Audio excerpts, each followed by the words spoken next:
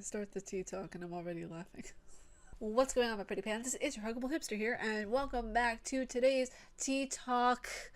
I know it's late. I know. I was doing life today. Life was being done. Did huda girl. Okay. I was experiencing life. I was hanging out with my family. I was hanging out with people. I was having coffee, which actually I got myself a Dunkin' Donuts caramel macchiato. They're actually pretty bomb. Okay. I know I'm a loyal Starbucks enthusiast, but they're good. So today we got a lot of stuff that we're going into. Okay, today is gonna be on fleek. It's gonna be spilling the tea, whether the coffee or the cappuccino. Because listen. Okay, I've had a lot of caffeine today. I had a good breakfast. I had a good everything today, and it's only, what time is it? It's almost 3 o'clock when I'm recording this. Oh goodness me, this is coming out just ass o'clock in the afternoon. Okay, so I apologize for that.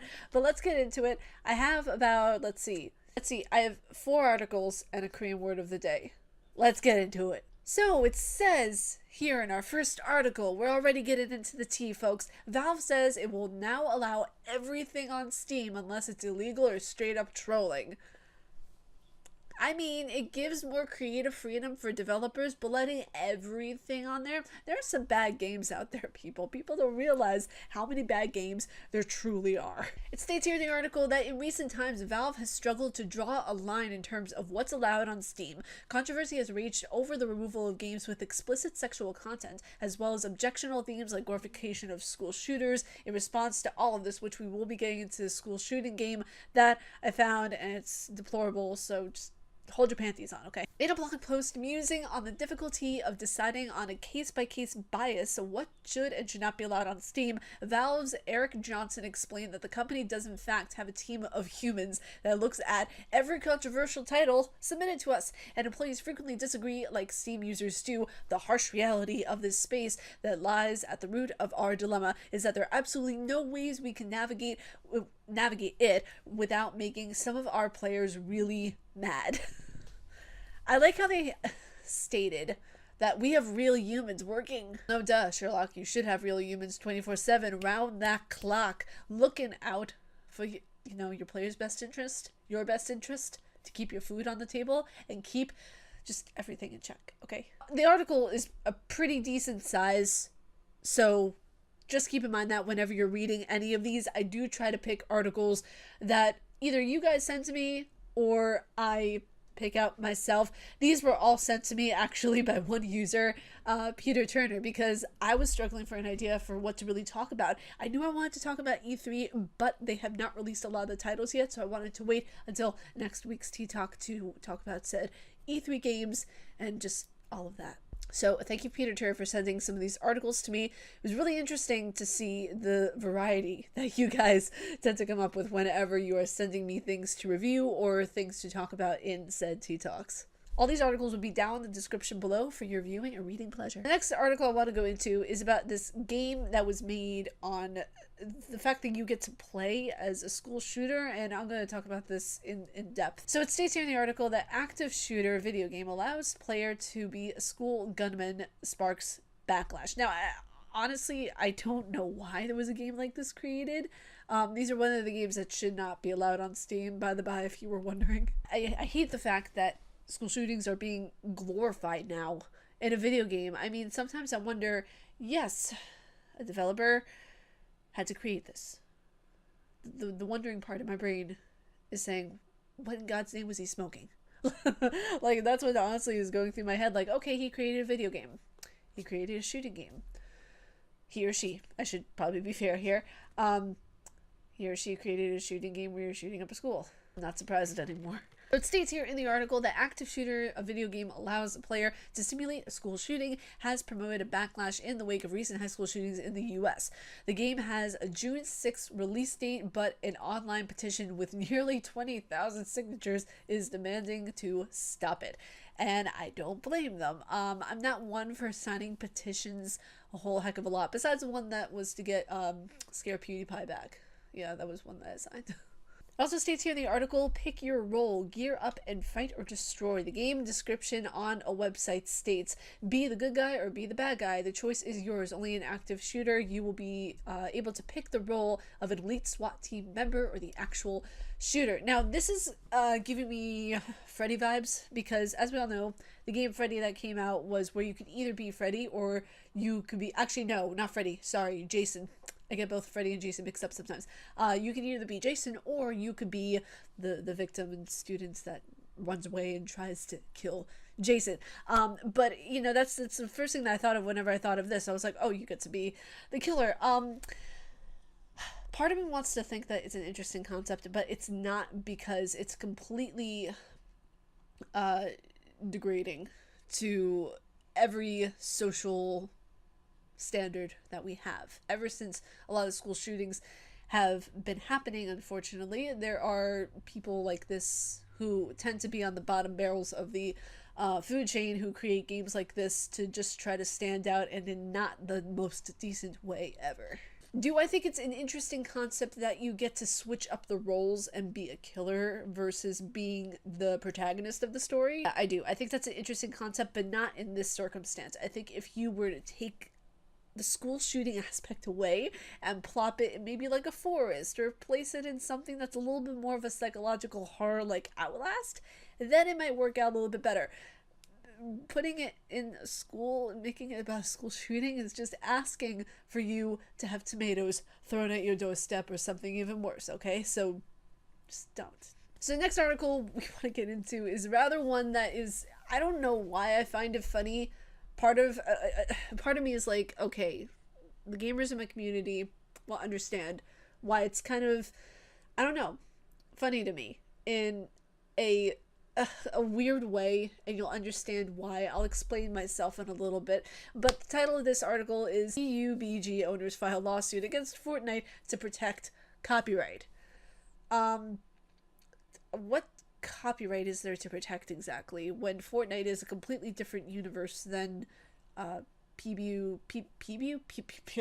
something along those lines, which is short for Player Unknown Battlegrounds, so that's probably where the confusion came in. I just tried to conglomerate everything together and just go blah blah blah blah. PUBG, that's, I don't know.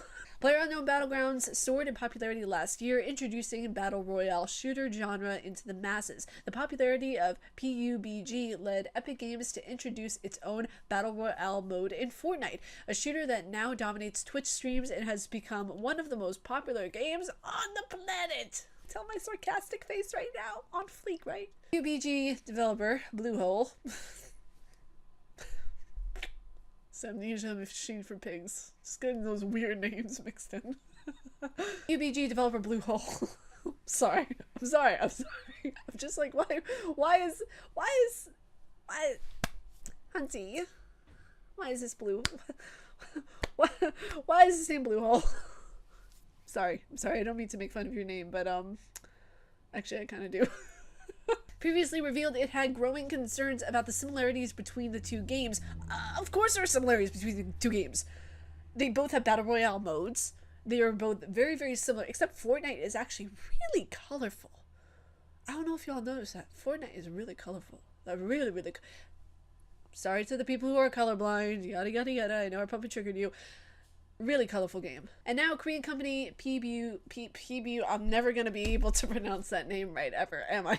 A subsidiary of Bluehole has filed a lawsuit against Epic Games in Korea. The Korean Times reports that PUBG is allegedly copyright infringement against Epic Games, has filed a lawsuit for the Seoul Central District Court to determine whether Fortnite has copied PUBG.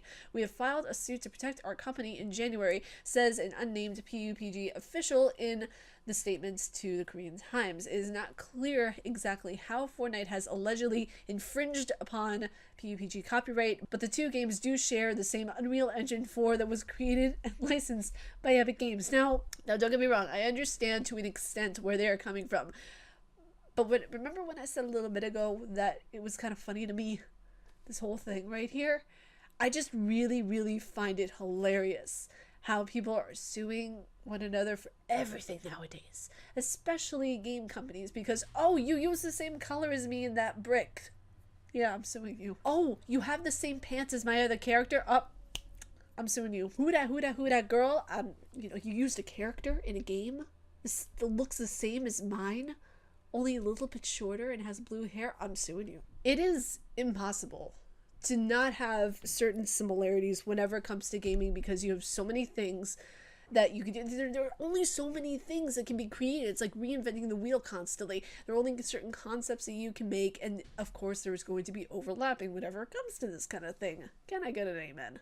It's just frustrating because I get where they're coming from, but I don't understand the necessity of the copyright infringement. Even the article states that they're not quite sure why there's a copyright infringement, why it's two different games entirely. More than 40 million copies of PUBG have been sold, and the game has also made its way exclusively to the Xbox One console. Fortnite continues to grow in popularity, thanks in part that it is free to play, and the game has made nearly $300 million, geez, in the month of April alone. Both games have also arrived on mobile platforms recently, aiming to make successful transitions from PC or console to phones. Now, I feel like it's a known fact that in the gaming world, especially for OG gamers, that they prefer P-Bug, which is what I've been calling it before, but I was afraid to say it until now because I'm afraid of the criticism I might get.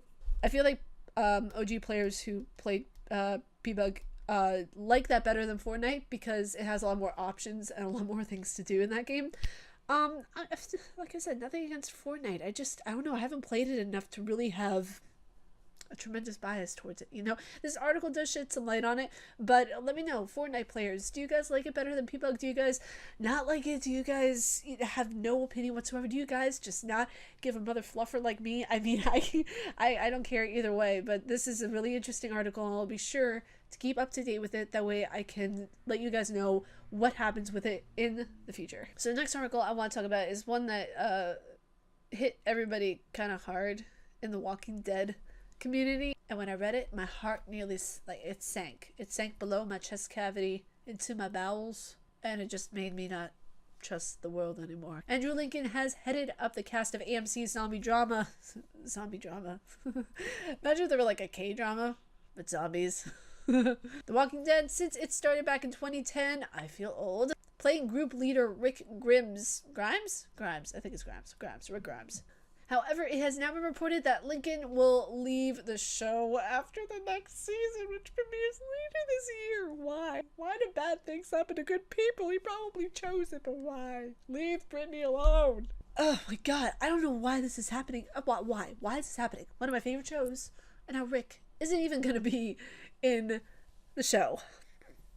Listen, honey, you don't have a Walking Dead if there's no Rick. This show is gonna go down the tubes. Mark my words. Mark my coffees. Mark my cappuccinos. This is gonna go down the tubes. The thing is that I remember first seeing this in 2010 when it first aired, and I got so excited. I was like, oh my god, finally, sweet baby Buddha, there is a wonderful zombie show that is on the air to watch, and it's wonderful. The script is amazing, and then they take away one of the best characters. BTS is upset with you. And additionally states that AMC will officially announce Lincoln's departure ahead of his final episodes. I'm sad about this. It's just, I mean, The Walking Dead is one of my favorite TV shows, and the fact that Rick isn't going to be in there anymore kind of hurts. No, it's got to be tiring for, Lincoln, obviously, because he's been playing this character for so many years. He probably just wants a break from it, but at the same time, it's also your job to deliver a character if you've committed to that character. The same thing in Buffy. All characters were played by the same people throughout the entire show. I don't know why this guy won't keep his commitment to the viewers and to the show, but hey, you know what? I mean, the show's gonna tank either way. Let's be real about this. Rick is one of the main focal points of the show, and AMC, you better be used to dancing on a pole, because that's what most of your money's coming from after the show tanks. No tea, no shade. I'm just saying, Walking Dead isn't The Walking Dead without Rick. Who's gonna play Rick? Danny DeVito? And our Korean word of the day is hinte, which is the word hint. I mean, it's a very simple Korean word of the day. This is the Hangul for it. The Hangul, which is the Korean alphabet.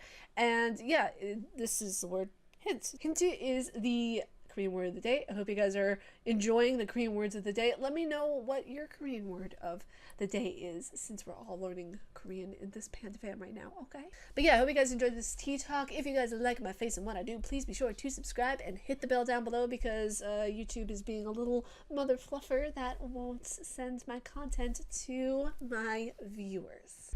That wasn't sarcastic at all, was it? No. But stay casually nerdy, and I'll talk to you all in the next video. Peace. I don't know what I am. What's that, Auntie? Pew! That was not a finger heart. That was just a finger close. Give me a second. What is this back here? Oh! Wait, what is that on my shirt? So freaking cheesy. I love it. You want to know what I am? You really want to know? I'm worldwide handsome.